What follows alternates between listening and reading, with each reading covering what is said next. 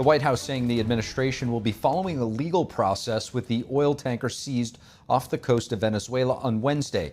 President Trump hailing his tariff strategy in lowering inflation, while the White House criticizing Biden-era media coverage on inflation. We go now live to NTD's Washington correspondent, Mari Otsu, who's live on the North Lawn. Good evening, Mari. What can you tell us?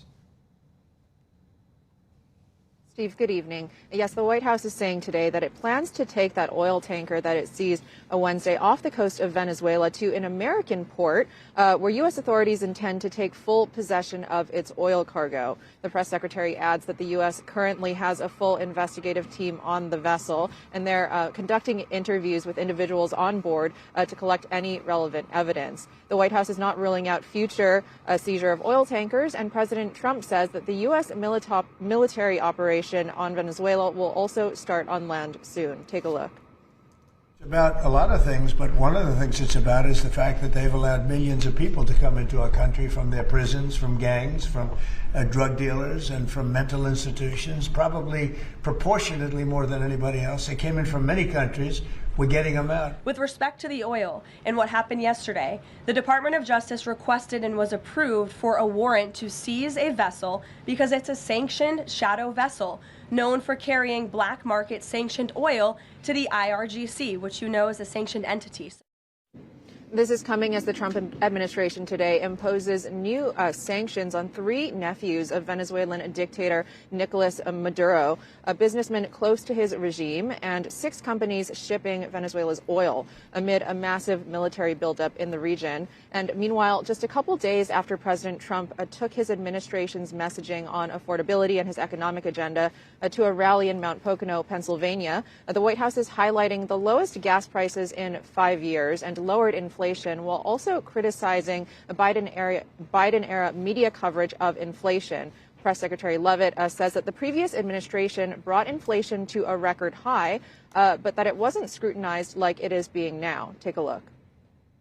With respect to affordability, every economic metric, Caitlin, and I wish you would report more on it, does in fact show that the economy is getting better and brighter than where it was under the previous administration. I will repeat, inflation as measured by the overall CPI has slowed to an average 2.5% pace. Real wages are increasing, roughly $1,200 for the average worker. There's a lot more scrutiny on this issue from this press corps than there was. Well, and the previous administration said that too. My predecessor stood up at this podium and she said inflation doesn't exist. She said the border was secure, and people like you just took her at her word, and those were 2 utter lies. Everything I'm telling you is the truth, backed by real factual data, and you just don't want to report on it because you want to push untrue narratives about the president. And this is coming just a day after President Trump said that it's imperative that CNN be sold to new ownership, calling its current leadership dishonest. And the White House is also highlighting today CNN's refusal to book White House Deputy Chief of Staff Stephen Miller for an interview. Take a look. The White House said Stephen is available to discuss any topic with any host at any time. As far as you're concerned, Stephen has no scheduling conflicts at all. He will make himself available from the first hour of air to the last hour of air on any subject. And you know what CNN's response was? We will not take him, period, for any show on any topic. That is completely true, Sean. I think the president's comments yesterday about the sale of CNN and new leadership is evidenced by my exchange with the CNN reporter in this room. Their viewership has gone down, their ratings has declined, and I think the president rightfully believes that network would benefit from new ownership. And this comes as the White House over Thanksgiving launched a portal that it says will spotlight bias from news outlets, asking for help from everyday Americans to report on false or misleading stories. The White House calls it an attempt to, quote, hold journalists accountable, and the latest in President Trump's fight against the term that he coined in his first term, fake news. Steve, back to you.